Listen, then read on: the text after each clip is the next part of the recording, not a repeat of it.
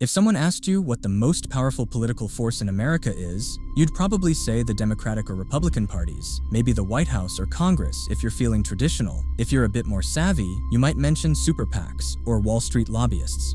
But if you really understand how modern American politics actually works, you know that Charles Koch has built something far more sophisticated and dangerous than any political party could ever dream of. With a personal fortune worth over $120 billion and a network that spans hundreds of organizations, think tanks, universities, and political groups, this 89-year-old billionaire has quietly constructed the most comprehensive political machine in American history.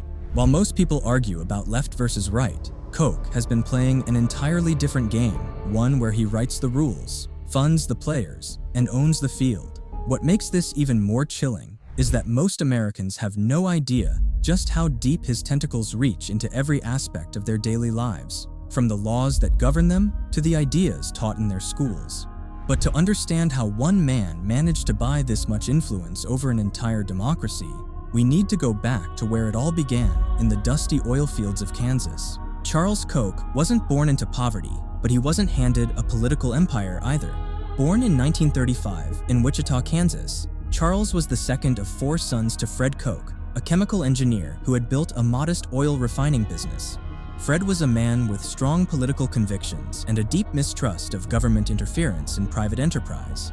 Fred had learned these lessons the hard way after developing a revolutionary oil cracking process in the 1920s, only to have major oil companies sue him into near bankruptcy through endless litigation.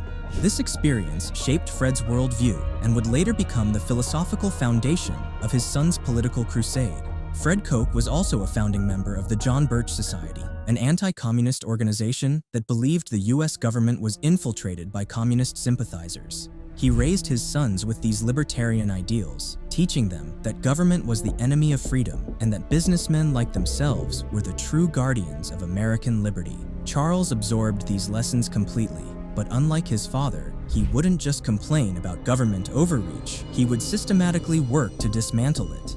When Charles took over Koch Industries in 1967 at age 32, the company was worth about $250 million. It was successful, but hardly the stuff of political empires. What Charles understood that his father didn't was that in order to truly protect their business interests, they couldn't just build a better company. They had to build a better country, one designed around their philosophy of minimal government and maximum corporate freedom. But Charles knew that changing an entire political system would require more than just business success. It would require a revolution in how Americans think about government itself. Most billionaires who get into politics do it the obvious way. They write big checks to candidates they like and hope for the best. Charles Koch realized this approach was fundamentally flawed because it focused on symptoms rather than causes. Politicians come and go, but the ideas that shape how people think about government last for generations. So instead of just buying politicians, Koch decided to buy the entire marketplace of ideas. Koch said he owes a huge debt of gratitude to the giants who created the Austrian School of Economics, and specifically cited thinkers like Ludwig von Mises and Friedrich Hayek as major influences.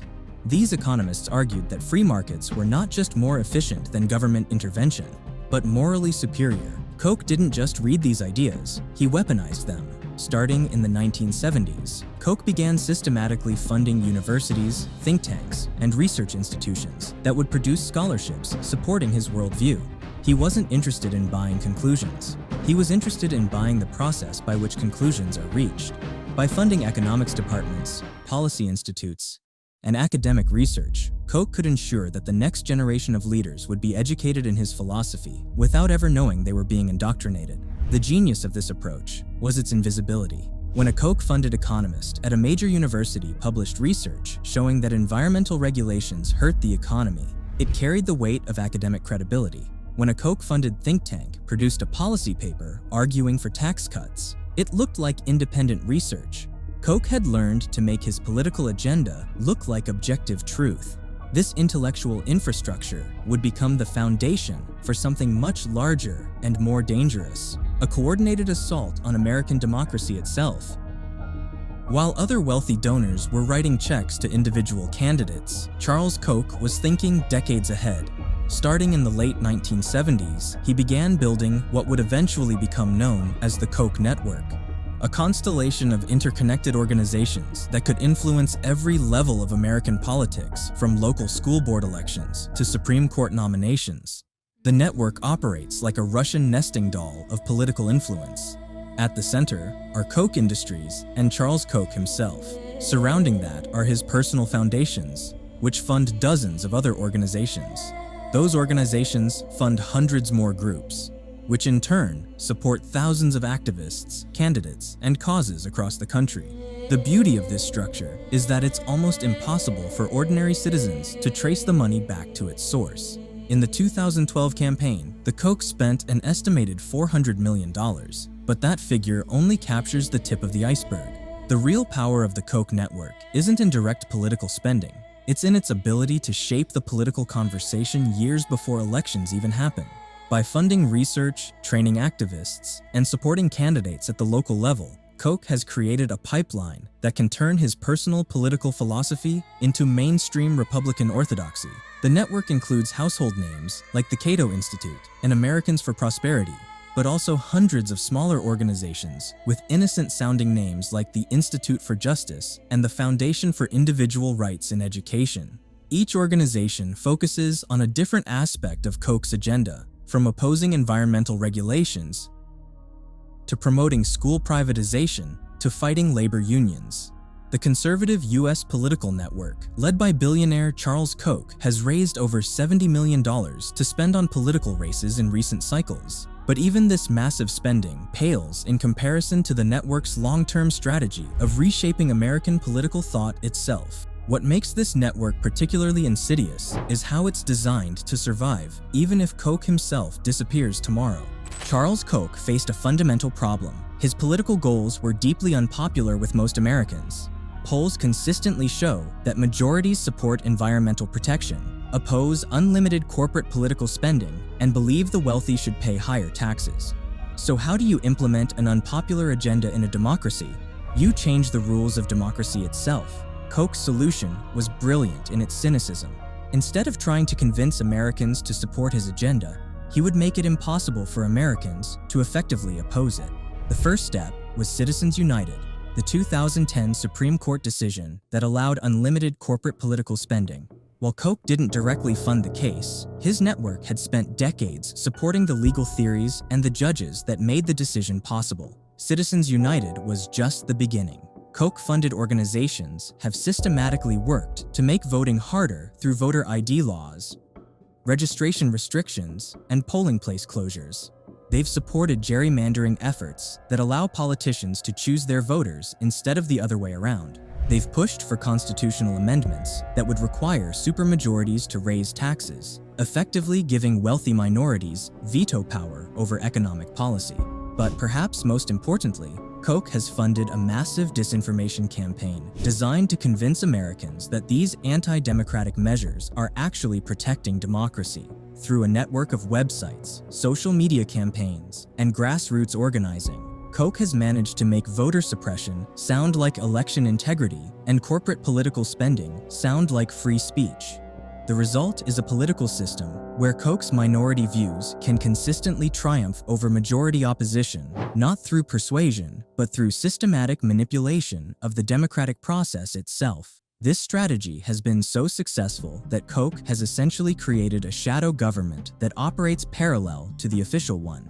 Most Americans think government happens in places like the Capitol building or the White House, but Charles Koch has built a parallel power structure that often matters more than the official government. This shadow government operates through a network of think tanks, advocacy groups, and policy organizations that draft legislation, train officials, and coordinate political strategy across all levels of government. The American Legislative Exchange Council is the most powerful component of this shadow government.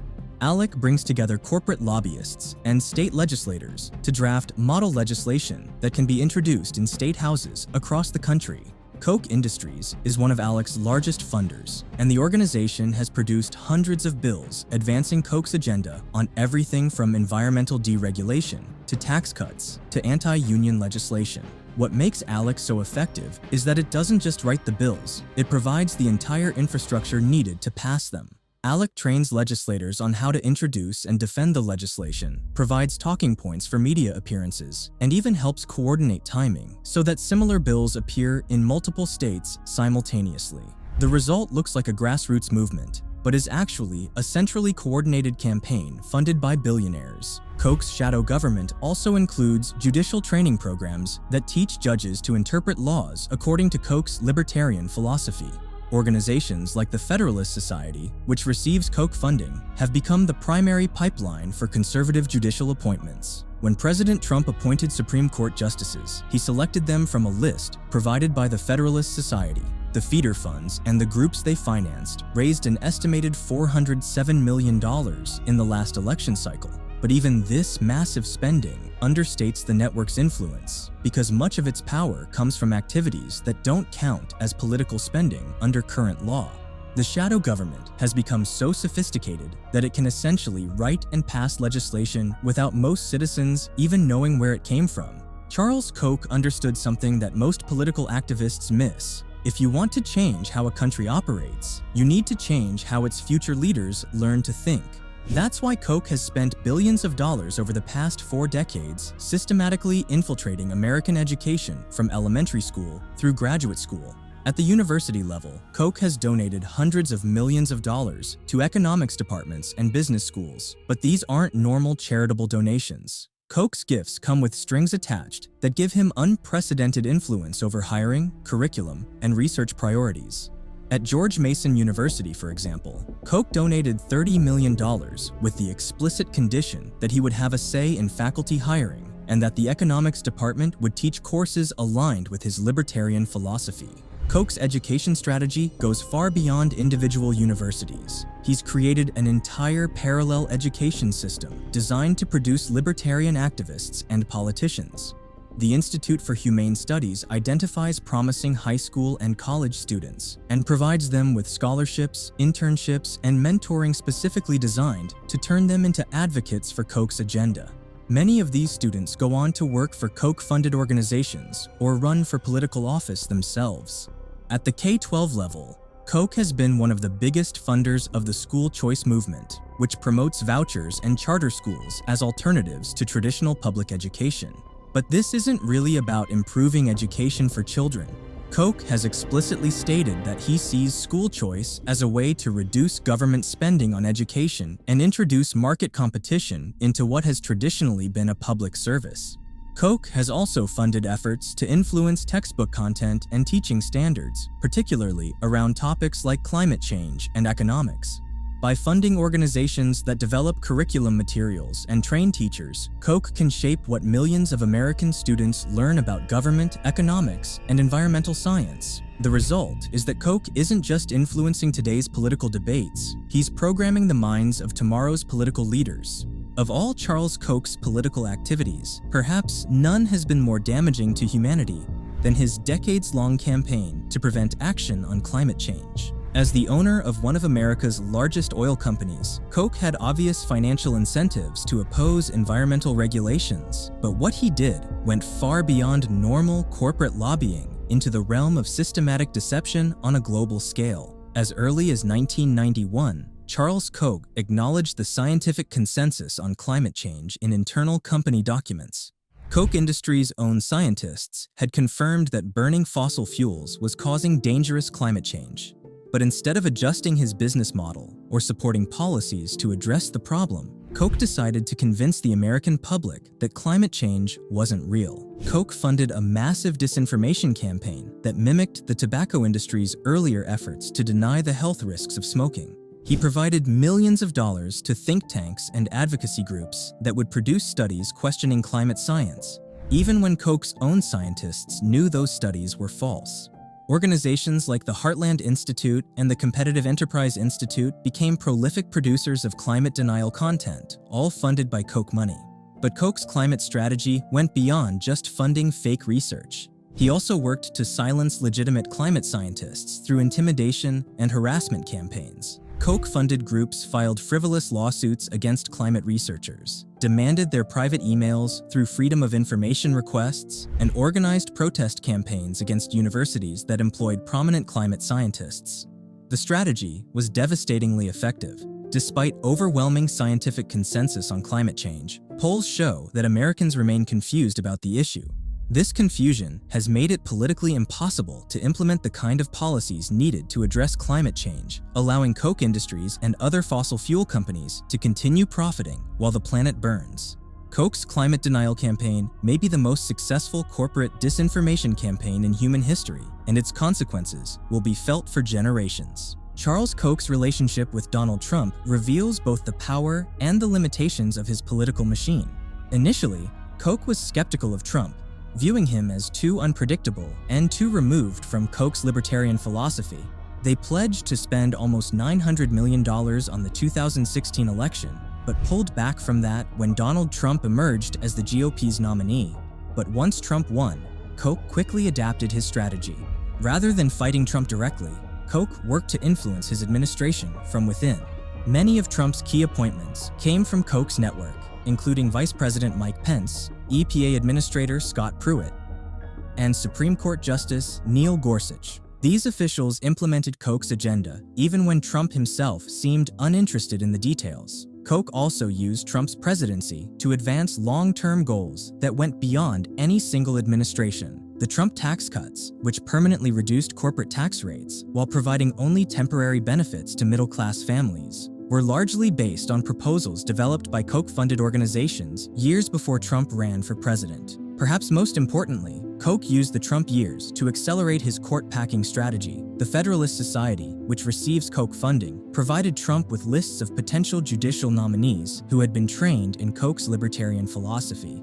These judges will influence American law for decades after Trump leaves office. The conservative U.S. political network, led by billionaire Charles Koch, has raised over $70 million to spend on political races, with a key goal of stopping former President Donald Trump from clinching the 2024 Republican nomination, showing that Koch has now moved beyond Trump and is positioning his network for the post-Trump Republican Party. The Trump era proved that Koch's political machine is bigger than any individual politician, even a president. At 89 years old, Charles Koch is nearing the end of his life, but his political machine is designed to outlast him.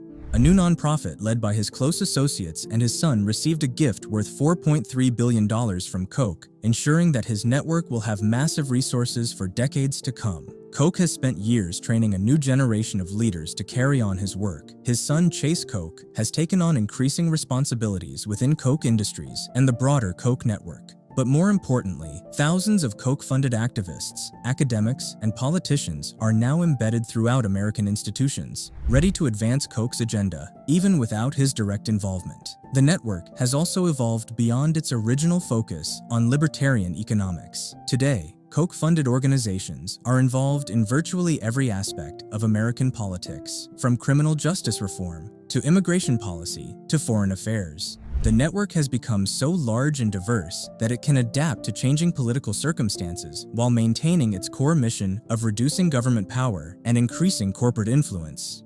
Perhaps most ominously, Koch's network has begun exporting its model to other countries. Koch-funded organizations are now active in Europe, Latin America, and other regions, spreading the same anti-government, pro-corporate message that has been so successful in the United States. The result is that Charles Koch has created something unprecedented in human history, a private political machine that can influence governments around the world and has the resources to continue operating for generations. If you enjoyed learning about how Charles Koch built his political empire, be sure to check out our video on how Ken Griffin became the most aggressive investor alive. Don't forget to like and subscribe.